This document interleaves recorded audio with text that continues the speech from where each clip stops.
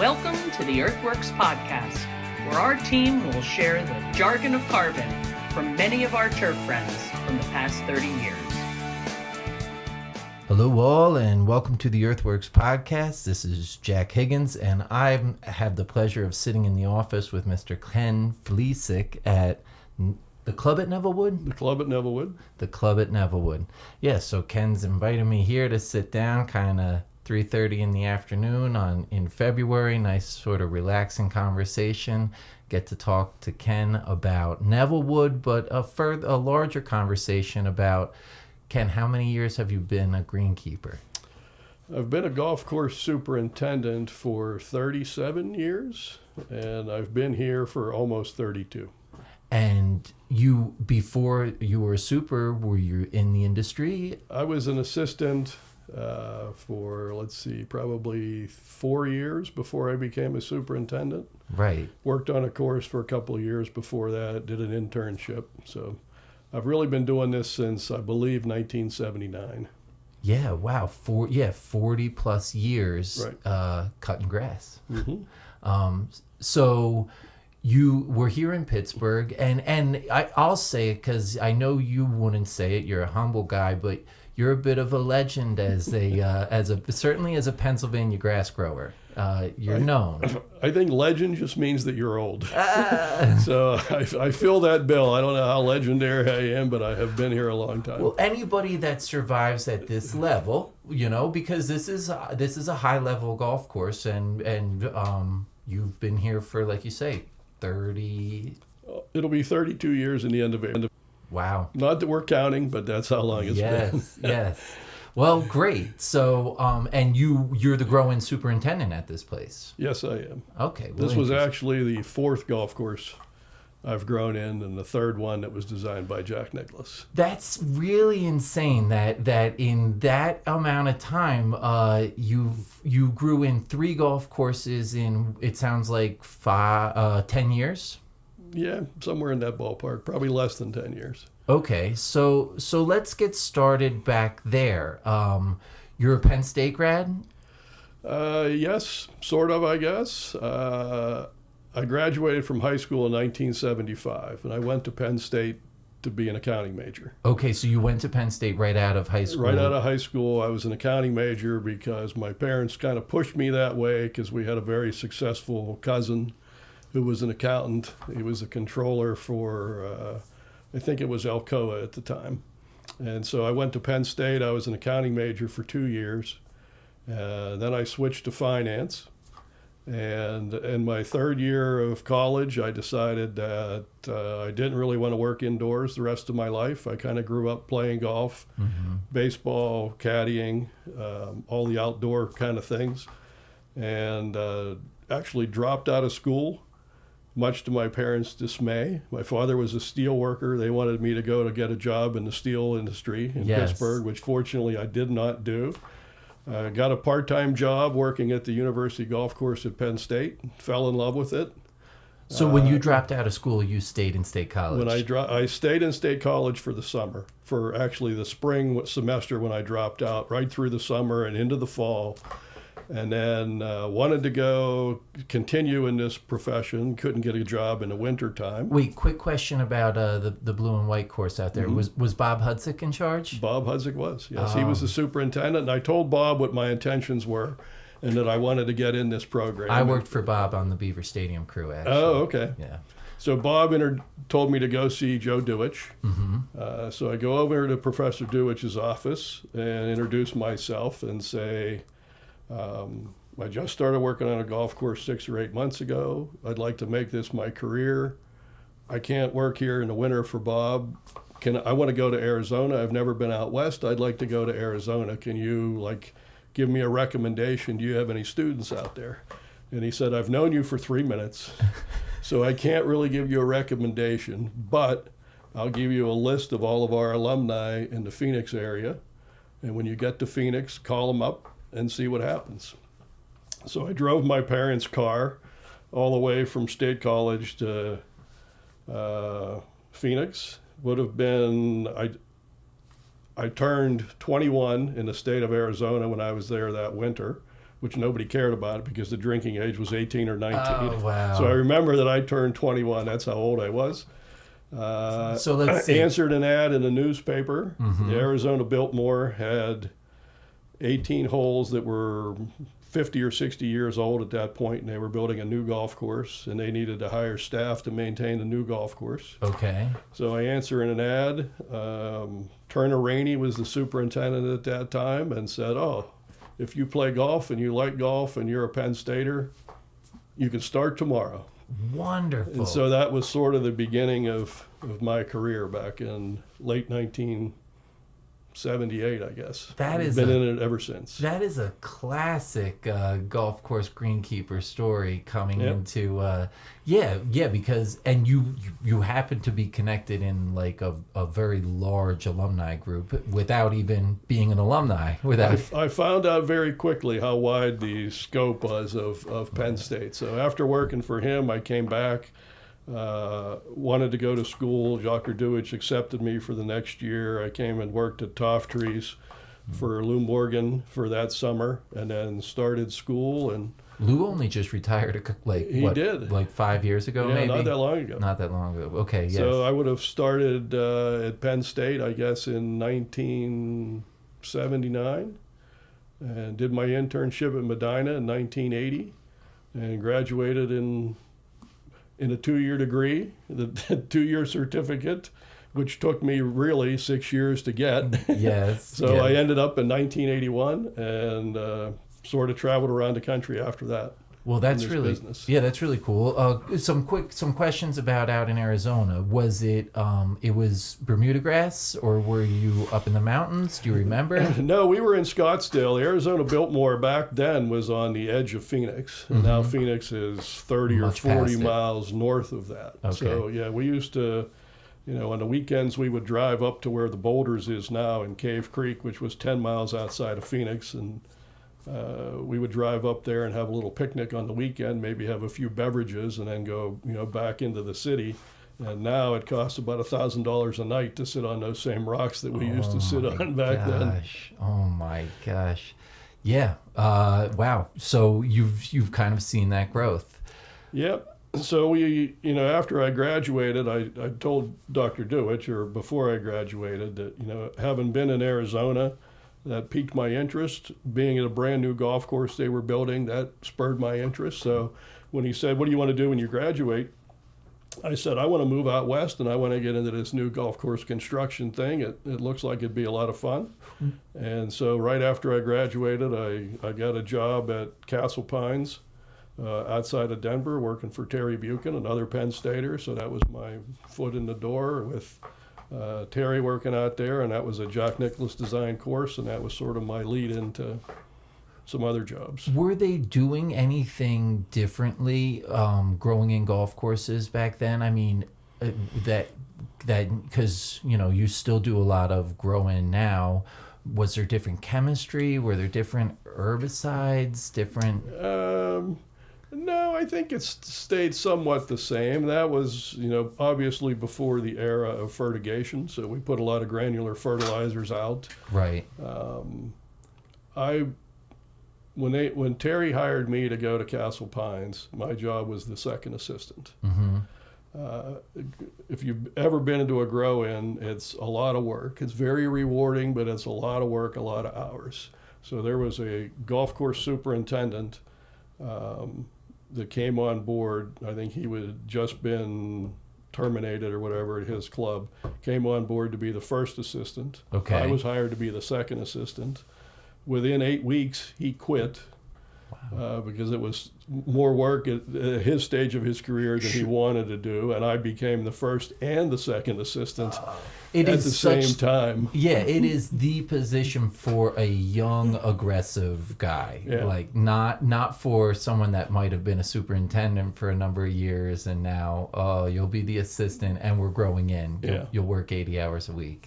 Yep. So we did that for a year or two that I was there, almost 3 years that I was at Castle Pines. Wow.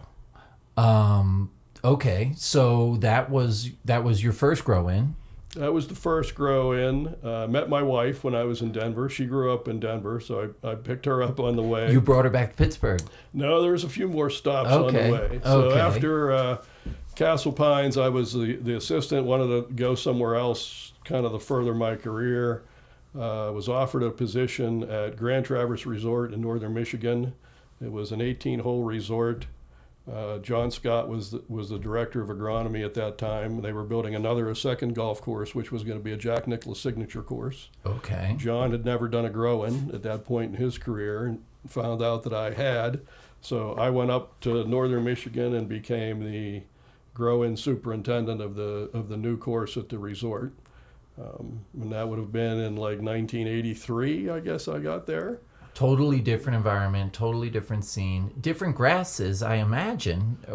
Yeah, it was a little bit different. It was still bent grass, greens, tees, and fairways, just like we had in Denver. Okay. So that was a lot the same. It was a little struggle on my wife. We got married 5 months before we moved out of town and away from her family. And when she got to Michigan, she wasn't working for a while, so that was a little bit of a challenge for us. But we were there for a couple of years, and my son was born in Michigan. Okay. So I haven't been back since I left there in early 1985. So after I retire, that's one of the places I'm gonna go back and visit for sure. Okay, so retirement is in the future. You see it on the horizon. Near future at this point. Okay, all right, exciting. So yeah, very exciting. Well, now let's not talk retirement. Let's keep talking grass. You liked Michigan. Northern Michigan was great. We worked at a resort. Unfortunately, you got about 120 inches of snow in the winter up in northern Michigan, but our resort was kind of famous. We had the longest lighted cross-country ski trail in the Midwest. Okay. And the second biggest sled dog race in the United States. Very cool. The start and finish line was at our resort. Oh, very cool. And left the resort and then went about 25 kilometers, or I don't know how far it went, 25 miles out through the snow and then the woods, and then came back and ended on our golf course. And so my job in the winter was to go out and groom the trails with snowmobiles. Wow. Every winter. So Wow. after working 80 hours a week all summer, and I found out that when you're in northern Michigan, it doesn't get dark until like 10 o'clock at night in the summer. So we were, fortunately, I guess, able to work until 10 a lot of days. But the winters were nice. Like I said, we got to groom the ski trails. Found a little time, I guess, to have a newborn son up when I was up there. That's fun. And then again, wanted to get the next step in my career. Wanted to be a superintendent on my own. I got a job in New York City, outside of New York City at the Appowamus Club. Was my first superintendent's job. We moved there when my son was 4 weeks old. Wow. We packed up and moved. Again, like kind of a difficult move on the wife, I'd imagine. Yeah, it was, but again, we were kind of young and wanted to see the country, and we're excited about the opportunities. And you went to Westchester County, man. I mean, it's cool. Yeah, we went to Westchester County. I was interviewed for a job on the 50th floor of a building on Park Avenue. Very cool. And I said, I'd like to go see the golf course. And they said, oh, we didn't even think that you'd want to go see the course. Wow. Well, obviously I do, and went and spent the night in the clubhouse, met the crew the next day, saw the facility. What's the interesting bunker feature they have at Appowamus? The fourth green has a series of small pot bunkers in front of the green that they called Eleanor's Teeth. Supposedly it resembled Eleanor Roosevelt's smile, I guess. Oh my gosh. And so, yes, that was always, it's still a feature. It's still a feature. It makes for great pictures, kind of a signature hole. And of course, we mentioned that I called on Mike at the Appowamus Club, who's now recently come as the superintendent at Oakmont here in Pittsburgh. So a lot of Pittsburgh and Appowamus connections. Yeah, I called him when I found out he got the job when he left Oakmont as an assistant and went to the Appowamus Club. And I had met Mike a few times in Pittsburgh while I had been here, and congratulated on him and told him that, and talked to him a few times while I was out visiting friends and recently my daughter in New York. So yeah, that was kind It's a small world. It the is a golf small industry, world. and I kind of bump into people like that all along that either you knew from working or friends of friends and all of that. So Because you went from Appowamus to here. nope, there's Oh, one okay. more in between. So Okay. I grew in 2 new golf courses. The one I went to at the Appowamus Club was 50 years old at that time. It was more than that. I was Yeah. there for the centennial. The 50th member guest was when my daughter was born. I had a son in Michigan right before we moved. My daughter was born in New York, so she's a New Yorker. So fortunately enough, there was a 3-inch rainstorm on the Thursday practice round of the member guest. And my wife, conveniently enough, went into labor on the Thursday of the practice round. Oh my gosh. And gave birth to our daughter. Everything went well. Friday morning, I was at work for the member Back guest. to work. Isn't it insane how we overlay these family events and the golf and the work schedule? I mean, it's just the reality of it. Yeah, there was no family medical leave or paternity leave or anything 40 years ago. No, the HR department in No. in the golf course superintendent didn't exist. So we had a couple of little kids at that point. My daughter had just been born. My son was only about 2. And we decided that, especially my wife, didn't necessarily want to raise the kids in metropolitan New York, even as nice as where we were staying at that time in Westchester County. So another opportunity arose. They were building another new golf course outside of Portland, Maine, called the Woodlands Club. Jim Fazio was the designer. Yep. Their claim to fame was it was the last golf course that George Fazio ever laid out before he passed away. Very cool. And his nephew Jim, or son Jim, I guess, became the architect of record there. And so with my background, they hired me. We moved out of New York to Maine, so that was a little bit closer to Michigan lifestyle, I guess, than New York was, that little blip on our radar. So that was my third grow-in, was the Woodlands Club in Falmouth, Maine, and I was there for 3 years. Now, these grow-ins, at what stage of the construction did you come in on? I was there for the construction. I didn't work for the construction company ever. I was always working for the owners of the club. But so I was there as irrigation went in the ground to see what was going on.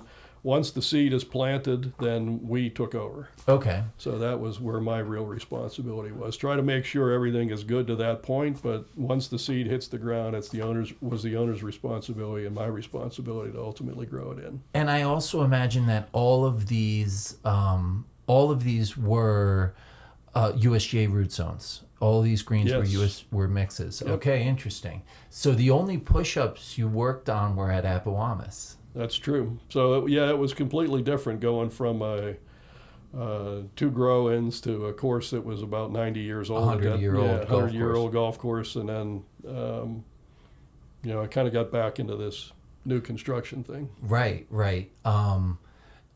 So let's come now to Nevillewood here, because this is a premier golf course in the city of Pittsburgh. It's really a stunning property. It's got some beautiful homes around it, and you say you picture homes around the golf course. It's not what you picture. These are giant properties. They're pretty big, but ironically, even where Appowamus was in Rye, the homes closest to the golf course, and they were built 100 years ago, were the nicest ones in the town of Rye. And Rye is a pretty nice suburb, but the homes either right on the waterfront or right on the golf course were always the nicest. So they knew back then, and I grew up in Oakmont, and the same thing. I lived below the tracks, but all the homes, the closer you got to the country club at the top of the hill in Oakmont, the bigger the homes got. Well, it speaks to how great golf is for the community. It's open green space. Absolutely. It's a nice place to live. Yep. So here at Nevillewood, you came, similar situation. You came right before irrigation was going in the ground, and yeah, I've got a couple of interesting stories I guess I should share. Yeah, let's hear it. About how I ended up here at Nevillewood. So we used to come home every year either to my or either to Oakmont or Denver for Christmas and visit our relatives. It might be Thanksgiving at one, Christmas at the other. So I come home one year for Christmas while I'm working in Maine as the golf course superintendent up there. And my father, who's now starting to get a little older, says, "When are you ever going to move back to Pittsburgh?" And I said, "Well, I've been building these golf courses around the country, and I really enjoy what I'm doing. And if they would ever build a golf course like this in Pittsburgh, I'd certainly be interested to come back home." And he hands me a newspaper, the Pittsburgh Press, and there's an article in the sports page from Jack Nicklaus's first press conference on site here at the club at Nevillewood, and this would have been, I think, 1988 or 1989. Wow. And says, "Here you go." And so to show how old I am, I read the article. There's a name in there for Rycon Development. Okay. They're going to be the three partners that built Nevillewood. I called directory information, which they still had back in the day. 411. Yeah, I called directory information and get a number and an address for Rycon Development, the phone number. And I called, talked to one of the developers, Rick Stambrowski, and said, "I just read this article. I've done this 3 times. I'd love to move back to Pittsburgh." He said, "Well, while you're home, why don't you come on out and see us?" And so I drove out to the club, and they hadn't even broken ground yet. They had a little sales office that they were starting to sell lots from, but hadn't broken ground yet. We had a great conversation, and that sort of ultimately led to me coming on board. Oh, that's a beautiful story. It's the power of kind of family. Your father wanted you to come back, and so he was on the lookout for his son. He was on the lookout, and the owners liked the fact that I was from Pittsburgh. Yes. And wanted to come home and would probably stay here for a while if I had the opportunity to move back. Boy, were they right. And they had never done this. They were 3 young guys in their early 40s. They borrowed $42 million Oh my gosh. to build this golf course in the late 80s. And I had been through it 3 times, and I told them very candidly, I've done this. I know exactly what it's going to look like. I have a vision for this. They had gone to some of the other grand openings that Jack Nicklaus had decided on or built, and that was when they made the decision to have Jack Nicklaus as their architect instead of someone else. They went to a couple of his grand openings and saw how he interacted with everybody, how well the golf course turned out. And I told them while I was there, it's going to probably take 10 or 15 years to sell all the lots, but the golf course is going to be spectacular. And they said, "Well, we're on a little tighter schedule. We borrowed a lot of money for this. We got to build all these homes in 5 years." And I said, "It's not going to happen. If it was in Dallas or Phoenix or Atlanta, it's going to work for sure, but here it's going to take longer." Because especially the late 80s, Pittsburgh was still mightily suffering from the pullout of the steel industry. It was starting to, that was the beginning of the Renaissance, so to speak. But yeah, nothing like this had really been done in Pittsburgh in a long time until then. And, there's some of the school districts around, and they found out after they fortunately hired me that some of the people said, we want to join the club, but we don't want to build a house there until our kids are out of high school and we'll move in. So I was right. It took them a little longer to build it and sell it all out. Unfortunately, the developers weren't involved at the end. They had to sell to somebody else. They're still here. One of them was a custom home builder, which led to the creation of Nevillewood. He wanted to have a place to build houses around the golf course. And so, they brought me in. This was my 4th and final grow-in, and I've always told our members it took me 3 times to learn all my mistakes. And so when I was here, I hit the ground running and knew exactly kind of what I wanted to do. And isn't that the saying, 4th time's a charm? 4th time is a charm, I guess. Oh, that's good. So those developers, were they made right? I mean, that you said they had to get out. Was it successful for them? Not as successful as they would have liked. They had trouble selling all the homes in the time frame they needed to pay down the loan. So, the one that was the home builder is still building homes. Not so much here. He's now retired. but he built a couple hundred here at Nevillewood, and then he was here long enough that I've been here long enough that he had a little business sort of remodeling all the kitchens. Oh, that's great. And updating them and all of that. One of the other developers is still a member and lives right here.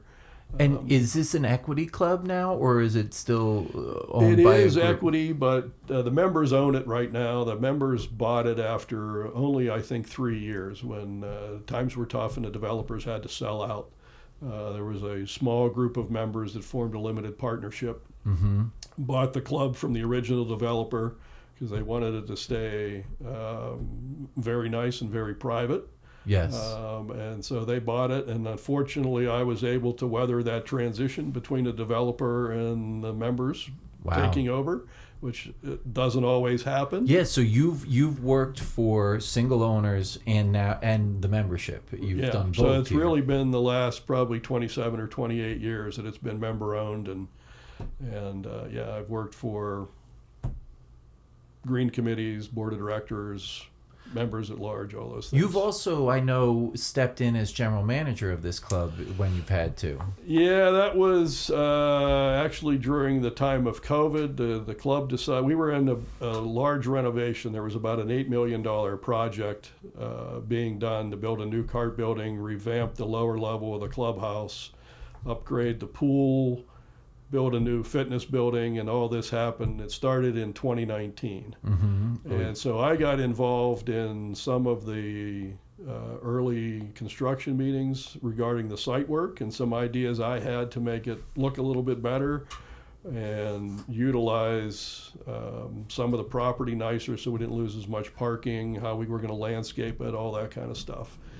And the general manager we had at that time wasn't as excited about the project as perhaps I was.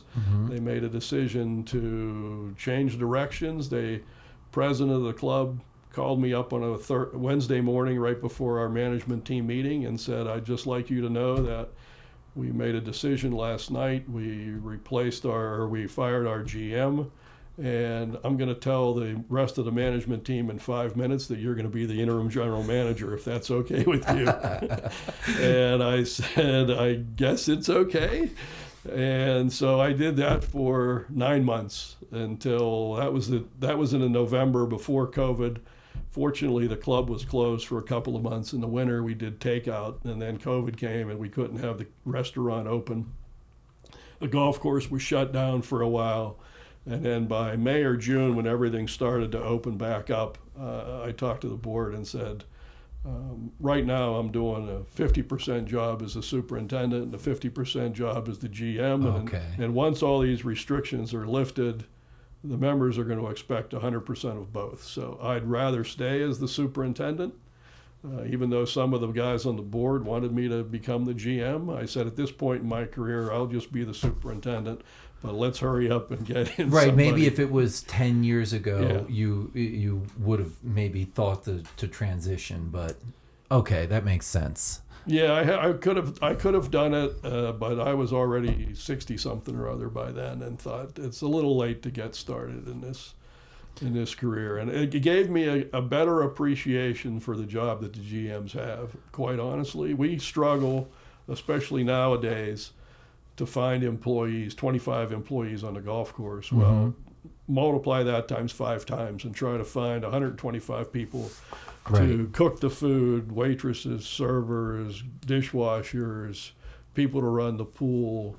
And that's just 125 more chances for things to get screwed up as well. Absolutely. For people not to show up. So it kind of opened my eyes. I think my business background obviously helped me in that little transition as it has throughout my career. And it was fun while it lasted. I was honored they gave me the opportunity. I really enjoyed it for 9 months, but after 9 months, I was ready to go back to just one hat and come back here to be a superintendent for the rest of my career. Yes. Okay. Well, let's get into a little bit more about greenkeeping, because you kind of opened the door that it requires your full attention. This job. What are some of the challenges that you have? That Nevillewood as a golf course presents? What's the water source? Let's start there.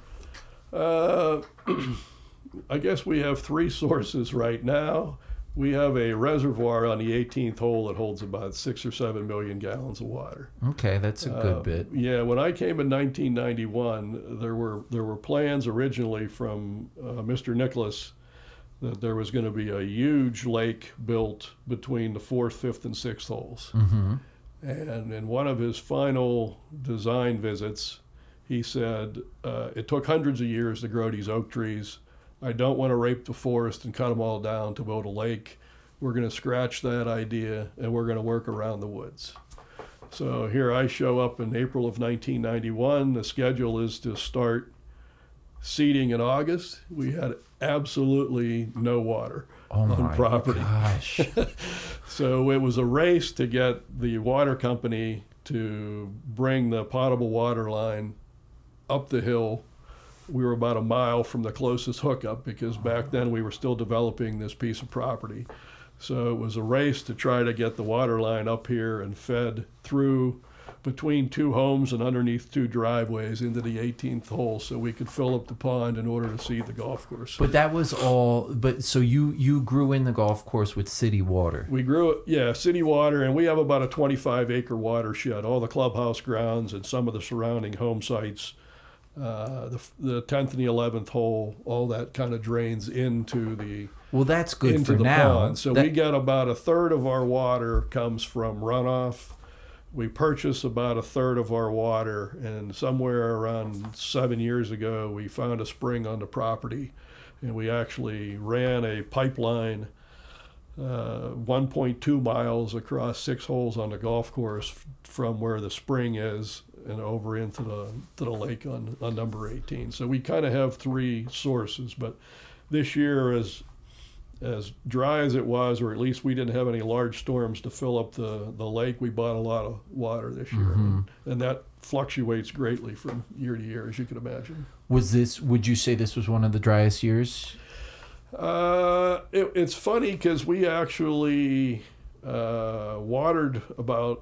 we pumped 5 million gallons less than we did in 2021. Okay. But we needed to buy more water than the year before because we never had a big storm to fill up the reservoir. Oh, no runoff. So there was no runoff. So Right. I know in the month of August, we had like 1.5 inches of rain here, and other golf courses on the other side of Pittsburgh that are only maybe 12 miles away had 9 inches of rain in the month of August. Oh, wow. So you just didn't get any. No, and it's, nowadays it seems like it's more hit or miss. The thunderstorms are more violent and more spotty. That's exactly right. So you never know what you're getting, kind of in each storm. So this wasn't the driest year we had, but we bought as much water as we had bought in a long time. Okay. Wow. Yeah. So it was close to the driest year. It was very dry. Yeah. And now when you started growing in, could you count on that runoff back then, or was it really just all city water? There was some runoff in the construction. The year we built it was one of the driest years on Pittsburgh in history in Pittsburgh, 1991. When the pans and the bulldozer was running around, it was just dust. There was like 6 inches of dust. It was allegedly topsoil. Oh my is what we did. And ironically, the course I did before this, the Woodlands Club in Maine, was the exact same way. That was a 1988 growing, and it was the driest year they'd ever had. So, I've actually heard about the drought of '88. Yeah. So that was one of the other dry years in Pittsburgh before I came, and then lo and behold, and during a grow-in, we were glad it was dry.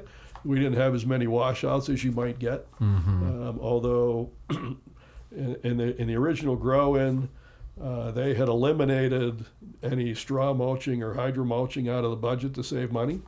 And there's a lot of elevation change out here. There's a lot of elevation, so I knew that wasn't going to work. So one of the first things I did when I came on board was say, I'm going to get a straw blower, and my crew will do all the straw blowing, and we'll be able to do it for a fraction of what the contractor would have charged us. Were you right? We were right, but they would get the seeding done at 6 o'clock at night, and me and a team of 5 guys would be on a tractor trailer with bales of hay, throwing them into the straw blower and blowing it out over the fairways, and another guy coming along with a crimper behind a tractor and doing all of that. And so, with the elevation, we had all kind of sheets of plywood, hay bales to slow up water, erosion blankets, all kinds of stuff, and to make it through that. They actually, and yeah, you were dealing with they have better stuff now. They got those socks and the silt socks and everything like that. You didn't have that. Okay, interesting.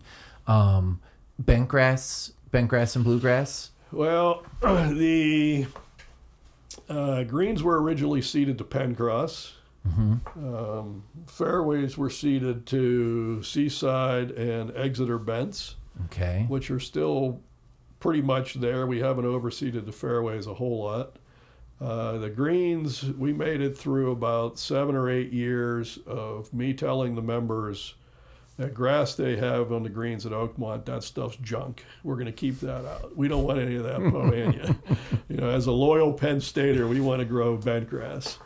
So we were dabbing it out with, bingo dabbers and Roundup and all that kind of stuff for years. And then, it finally kind of dawned on us that, when July and August came, the greenest patches on the greens were the Poania that was coming in. So we threw up our hands, I think it was in 1999, and said, in this climate, obviously all the great old golf courses in Pittsburgh have had great Poania greens for 80 to 100 years. This is a Poania city for sure.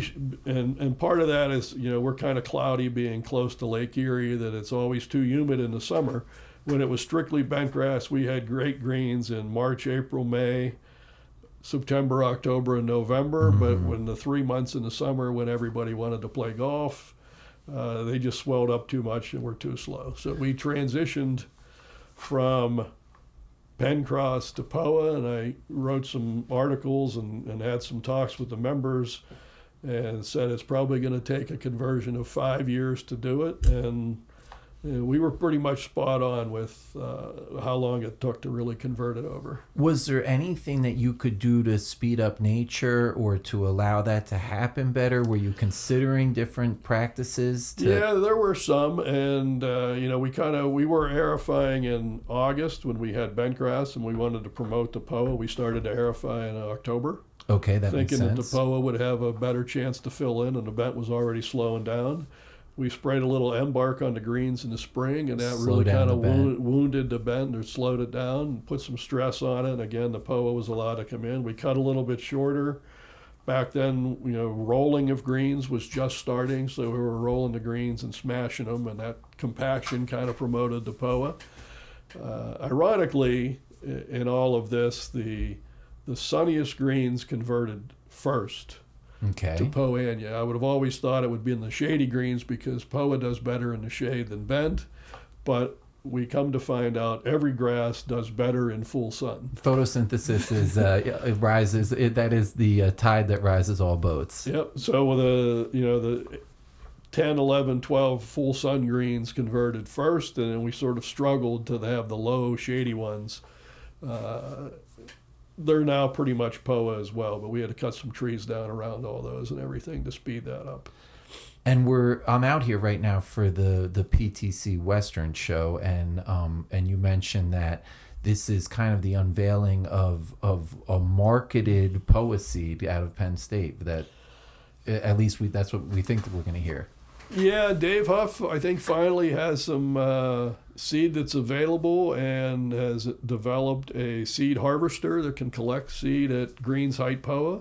That was the holdup before. If you let POA grow up long enough to have a regular seed harvester doing it, it lost all of its genetic makeup, and it wasn't the same once it got taller. Oh, so interesting. he had to invent some equipment in order to harvest seed low enough, and he was... Dave Huff was here, I think it's been like 12 years that he was here, and we actually got some of his original POA seeds that he had harvested from seed heads on golf courses and grown in his labs and greenhouses, and sprinkled some of that into some of the low-lying shady greens that I had alluded to earlier. And we still had quite a bit of segregation of different patches of POA, and he told me the best thing I could do to speed up the process would be to let the weak varieties die every summer, and then the good ones would encroach. And I said, well, that's great. If half the green dies every year for 2 years, the person who takes my place is going to really appreciate that I took your advice there. And he said, well, the other way to look at it is it takes about 50 years for POA to really become the real mutated greens height. Wow. POA. And by then we were 20 years old. So he said, if you could work for 30 more years, oh my gosh, you'll be in good shape with the POA that you really want. So I guess I could say that every year for the last 20 years, the POA has gotten a little bit better. You can see the better varieties, biotypes, whatever they would want to call them, are starting to encroach a little bit more. Ironically, the last few years we've had some of the original pen cross starting to come back. We see more of that every year now. I'm not exactly sure why. Maybe it's because we switched to a coarser sand and there's a little bit more air porosity in them again. But dry hot year last year. Yeah, and that may do it. But this has gone on for like 3 years. Oh, and we don't care what grass is on the greens. The members don't care. So whatever is happy, we just kind of let it go. But it's funny that we, like I said, for the last 3 years, we keep getting just a little bit more bent. Yeah, and I'm sure you only see it in the summertime, or you mainly see it. We can see it now because actually the bent grew a little bit longer, so there's some kind of longish, leggy, purplish bent grass on the greens right now that's kind of evident, but the members don't know the difference. I have a good story that I could share, I guess, for I wasn't that enamored with the choice of bent grass on the fairways. There were better varieties back in the day, but we used the same seed that Muirfield Village had used, 20 years before. And so that's what Jack Nicklaus spec'd for the greens. So somewhere in the 1990s, in our first 5 years, we decided we were going to overseed some of the fairways and cut some different varieties of bent grass into the fairway. So I'm playing golf one day with the members, and there's an area on the 18th hole. Our biggest washout during construction was the 18th hole. Okay. We had like 3.5 inches of rain. And that's where your irrigation pond is. Yeah, and that was the night we seeded 18. We get this big gully washer. A lot of stuff washes out.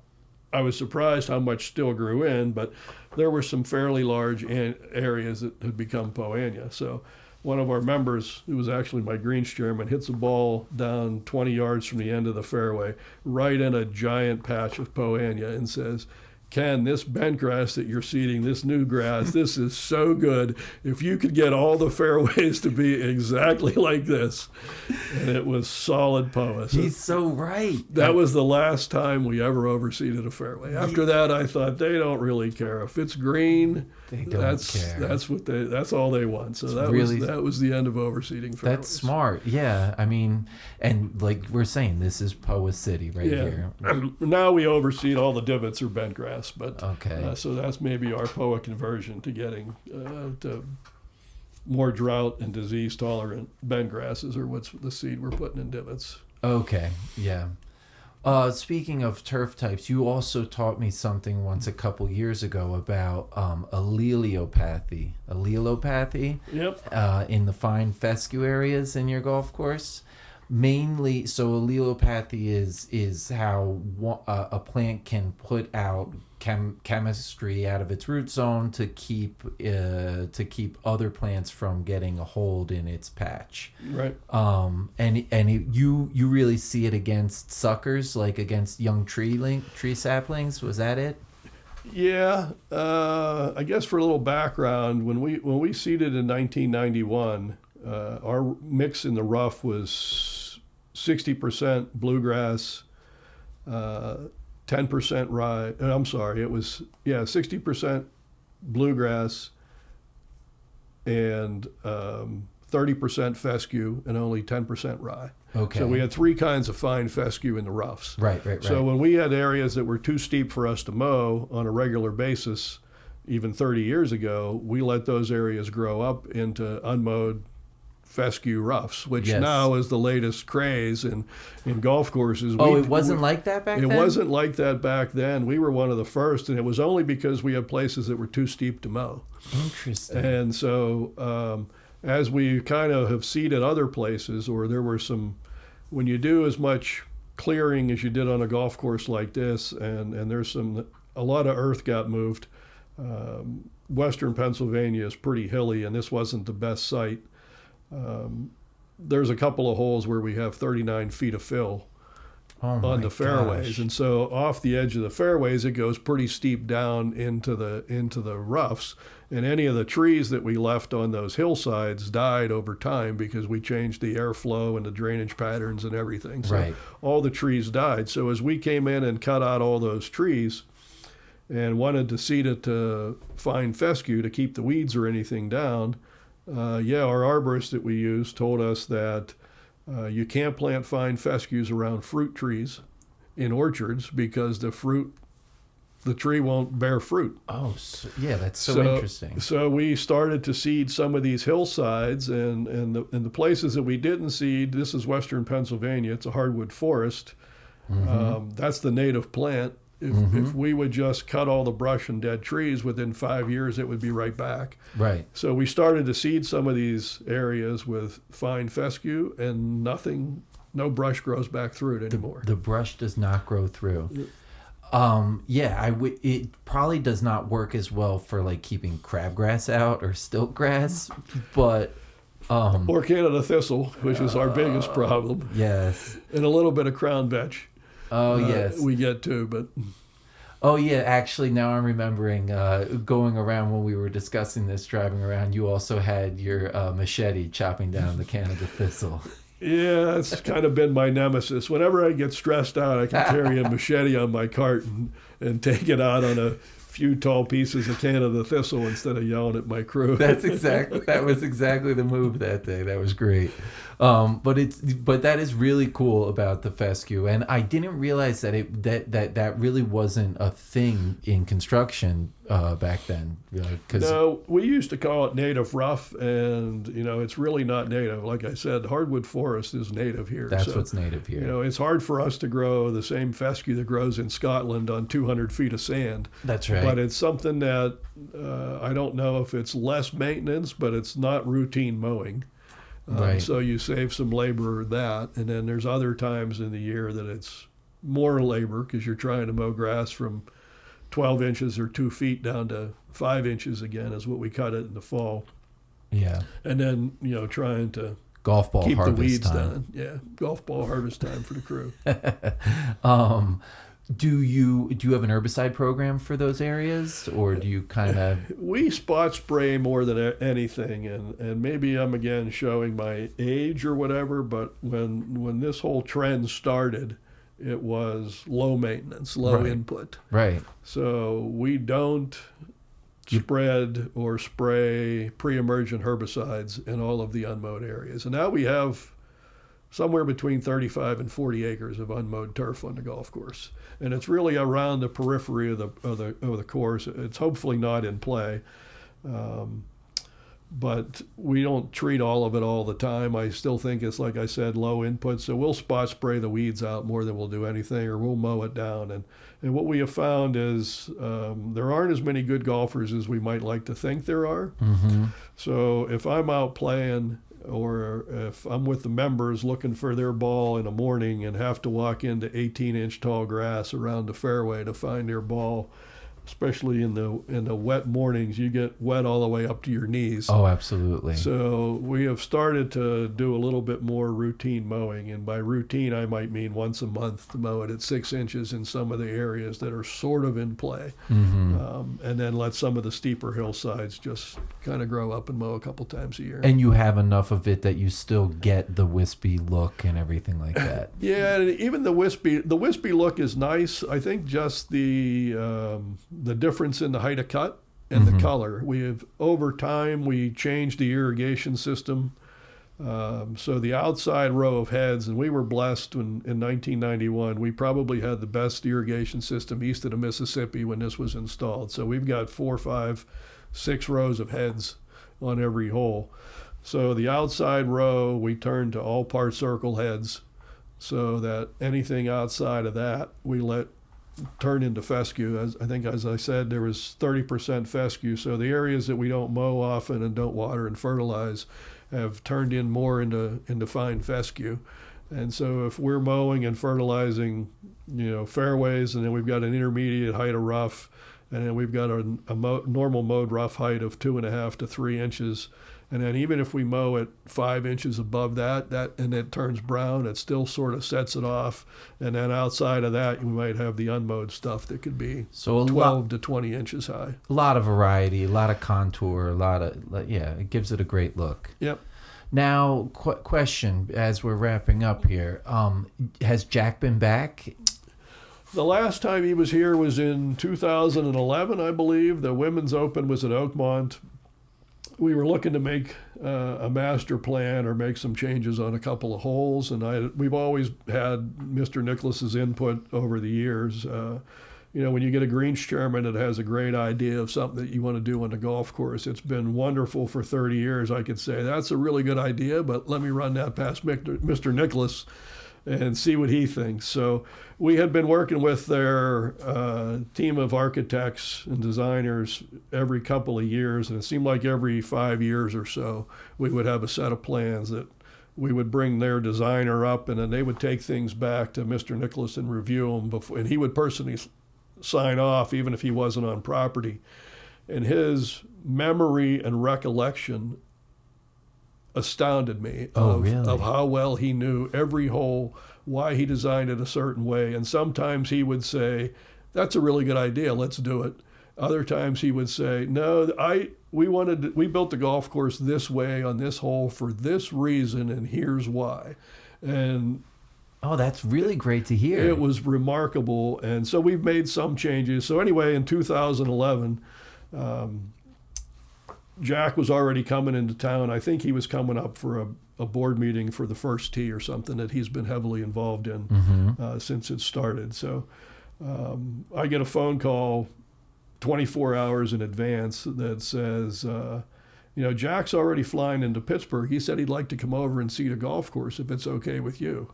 And I said, well, that sounds like a great idea. How much is this going to cost? And they said, well, he's already got somebody that's flying up with him for the dinner, so the airfare is free. Okay. And Jack said, I'd like to see it because I haven't been there in 15 years, so I'd like to see the property. So that this is going to be like free of charge, pro bono. And I said, I'm guessing no one has ever said no to Jack for free. So send him on up. So I immediately called a friend of mine, the broadcaster Bob Pompiani at the CBS affiliate here in Pittsburgh, and said, hey, Bob, Jack Nicklaus is coming into town tomorrow. Is there any chance you could come out and interview him while he's here? And he said, I'll do it if I have the exclusive and nobody else will be there.